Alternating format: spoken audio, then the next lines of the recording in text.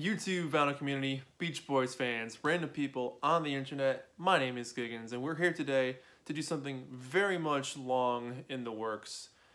We're going to be talking about the Beach Boys' Sunflower. Now, this is part one, where we're just talking about the history of the album, the lead up to how it came to be, all the stuff they were going through, and this general story of what was going on. Part two will be the actual review of the actual songs. The reason why I'm doing it as a split up video is because we'd be here all day if this was one video. And as you've seen from everything else being released this month, it's been the month of Sunflower, celebrating its 50th anniversary as one of the most important albums they released. For me, the birth of Sunflower and what would become Sunflower starts on April 12th, 1969, when the lawsuit the Beach Boys filed against Capitol Records happened. The Beach Boys filed a lawsuit against Capitol for royalties that had been paid and production fees for Brian, resulting in almost over $2 million worth of damages that they were looking to get back. And Capitol, in their infinite wisdom, said, nah, we're just going to delete all your records now so people can't go buy your albums anymore. Really bitter sort of situation there. Funny enough, though, fairly soon after that, I think on April 16th, a letter was sent to Nick Guerrillo, their business manager, from Capitol saying, hey, you know, hoping we could still put out another single, put out another album, just to wrap things up. So it's weird how there was like a positive spin only a few days later. And they were mentioning a May 1st deadline for the next album to come out, which was ridiculous. But I mean, they were recording at this point, but they wanted the May 1st deadline, which obviously came and went. And then September 1st was the next deadline. That came and went. So just to make Capitol happy, they gave them the tapes for their London concert in December of '68 and put out the Beach Boys Live in London, which came out in the UK in early 1970 and 1976 in America.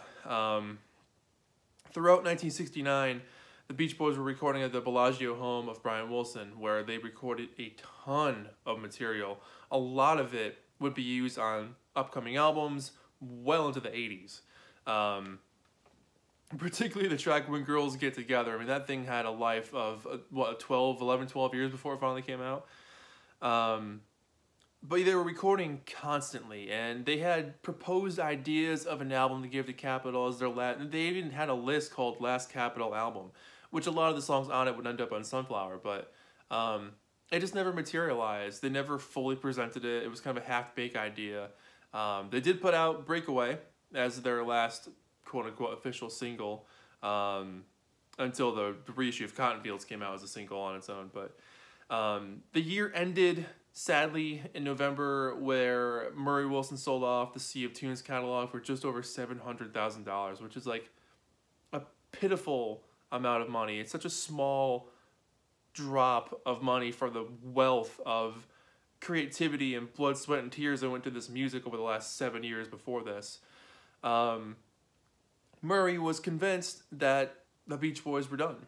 He was convinced after having seen what they went through in 1968, where their concerts were being canceled, tours were being canceled, sales were dwindling like crazy, they couldn't catch a break. Murray was like, well, I'm going to jump ship and sell all this stuff and make a little bit of money out of it because this won't be worth anything in the future. The Beach Boys are done, they're passé. And a lot of people think he did it as a rub on Brian because he got fired as their manager and never got over that. So a lot of people think it was just Murray's way of saying, screw you guys, haha, I did this. Which in the end was the worst move he could have made because, as we know, decades later, that catalog is worth millions upon millions upon millions of dollars. And it's been used for TV commercials and movies and soundtracks, and it's played on the radio every single day. I mean, it's amazing how, particularly back then when rock and roll was so new, if you lasted more than 5 or 6 years, you were doing pretty well for yourself. Let alone these days where the Rolling Stones are still a band. I mean, it's incredible. No one thought rock and roll was going to stay. And it killed Brian. It absolutely wrecked it. And the whole band was wrecked because it was their work. It was their livelihood. It was what they'd done. It was their identity. Gone.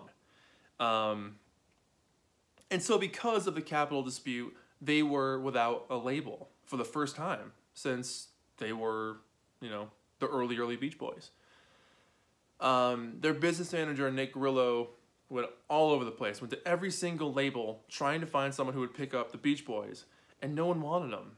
They were deemed passé or square or thought of as this super clean-cut band. The guys who sing about surfing, who wants that stuff?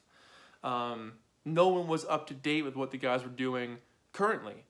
And they had seen Brian as a detriment to the process. They had heard that he was into drugs, that he was a reclusive, that he might be a problem to deal with. And every time his name popped up, it was like a red flag for record companies to be like, whoa, nope, heard about that guy, not getting involved with that. So they had a really rough time trying to find a home. And during this time, the Beach Boys were on tour constantly to keep their money situation afloat because things weren't selling the way they had been selling. And during this time, as they toured, they've realized, okay, well, let's look for a worldwide distribution. Let's go somewhere else. And they found Dutch Gramophone, I never know how to pronounce that, in Germany. And they said, okay, let's do a tour of Europe. We'll end in Germany. We'll give them this crazy good show. The people who run the company will be there. They'll see the band and realize how important this is. They do the tour. They do the show. And things are going well. They're like, okay, this can actually work. And then Dutch Gramophone was like, well, who's going to be your American distributor? And so they kind of had a couple of questions about that. Right as things were beginning to fold together, Brian gave this interview sort of out of the blue with a British journalist saying that the guys are going bankrupt. They need a big hit record. They hope the next record was going to sell well, which would have been Breakaway. They're like, look, we need something to click or else we're kind of fishing, dead in the water here. We need something to work. And when Dutch Gramophone saw that, they dropped out. They're like, nope, we're not dealing with this. So again, kind of screwed again.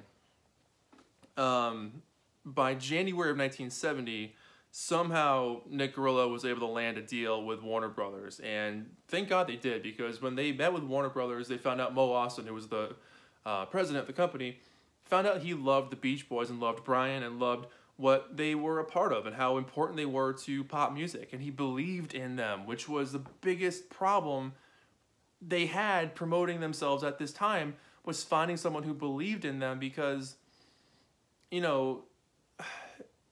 for lack of a horrible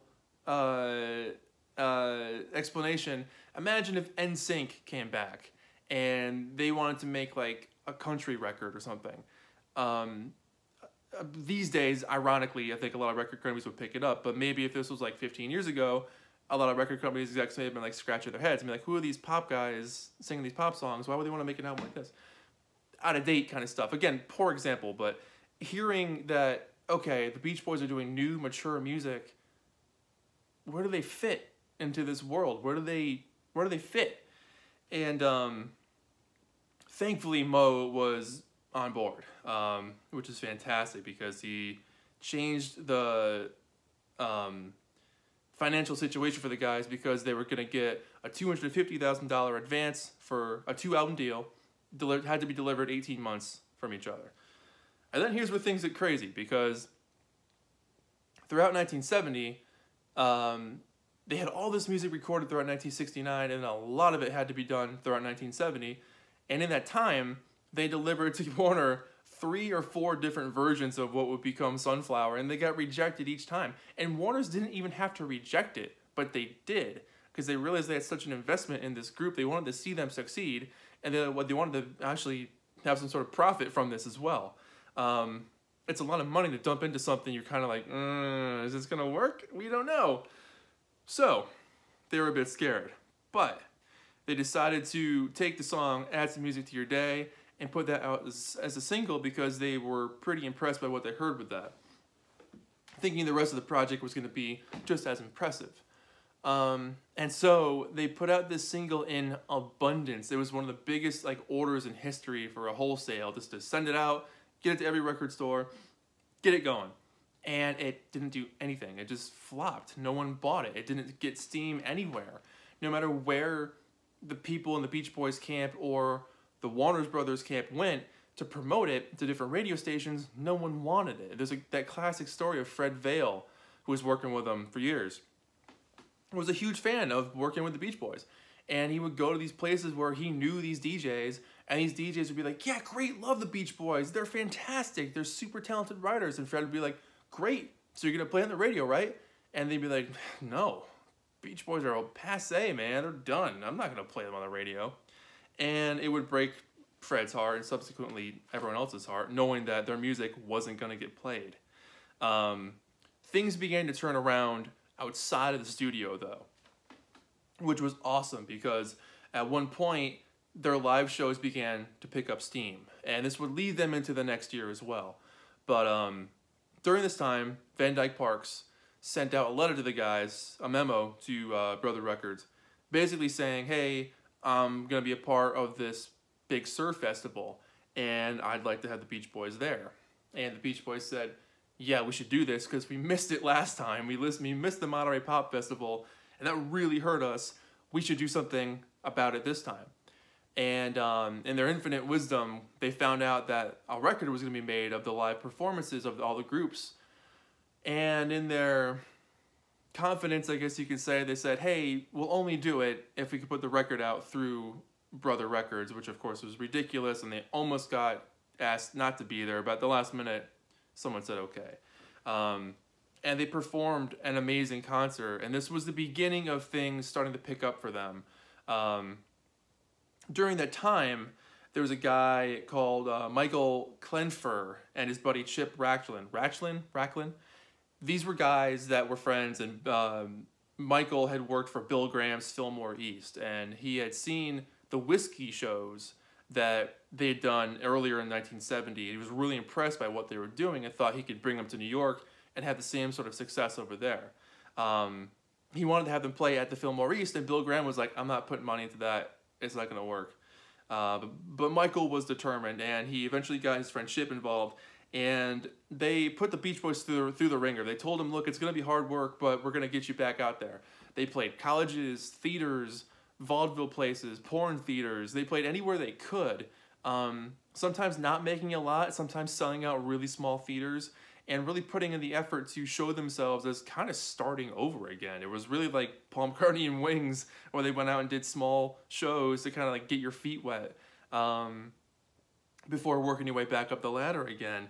And they did this throughout most of 1970, and by the time they got to April of 71, where they played After the Dead on the same concert they played with the Grateful Dead, that was like their build up to that point had been worth it. All the time they spent on that bus proving themselves over and over again had led them to that performance, and that really was the takeoff moment for them. And a lot of that was through Jack Riley, who they had met, Brian had met while working at the Radiant Radish, which he had opened up in 1969. It was his health food store. He had it for about a year.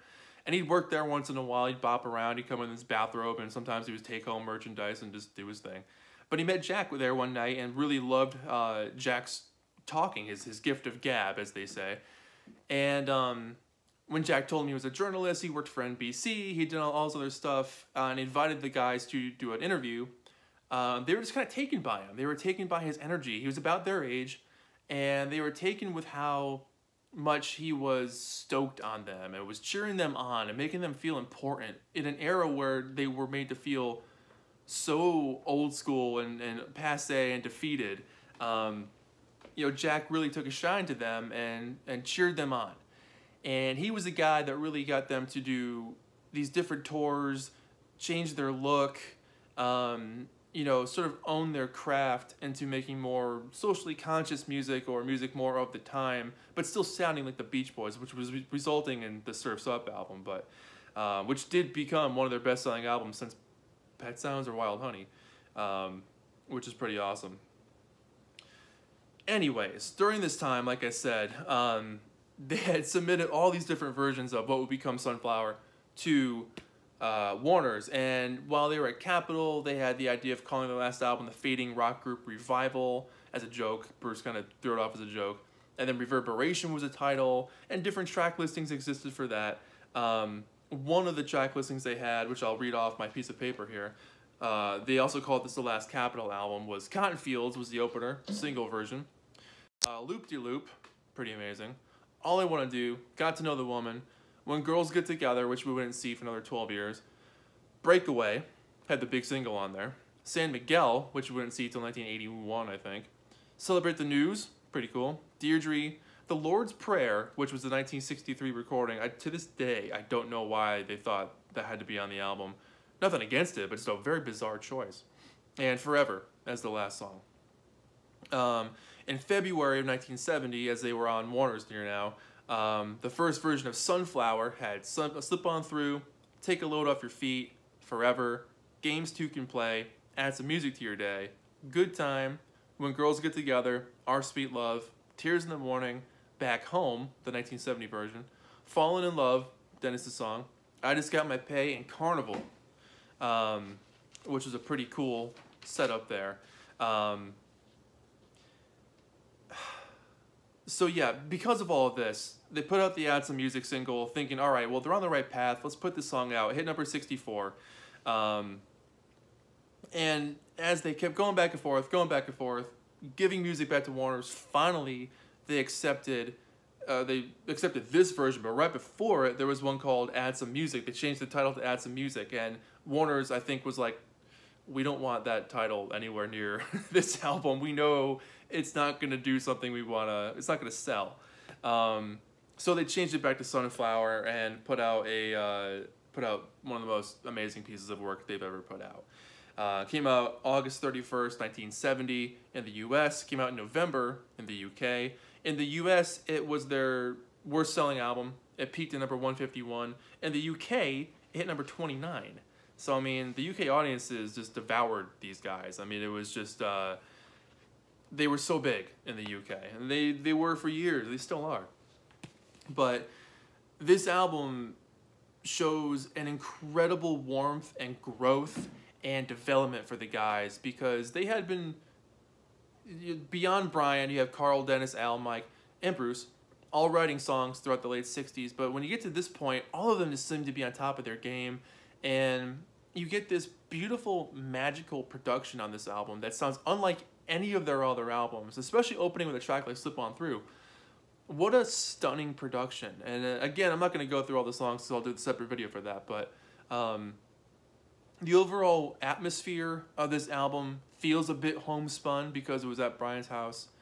And you can feel the hunger throughout this thing. You can feel the desire to prove themselves, having gone through several versions of this album before landing on this greatest hits album.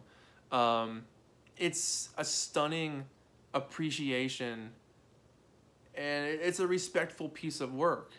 And, you know, the UK papers called it their Sgt. Pepper.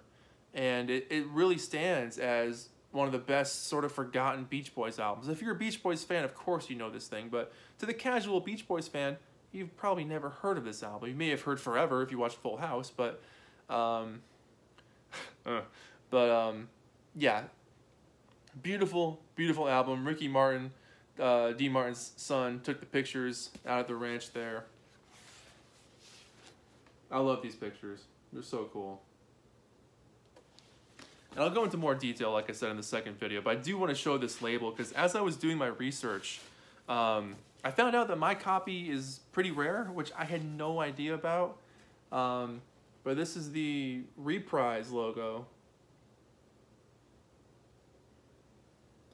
Which, I mean, I've had this thing forever, no pun intended, and I never knew this was like a more uncommon copy. But I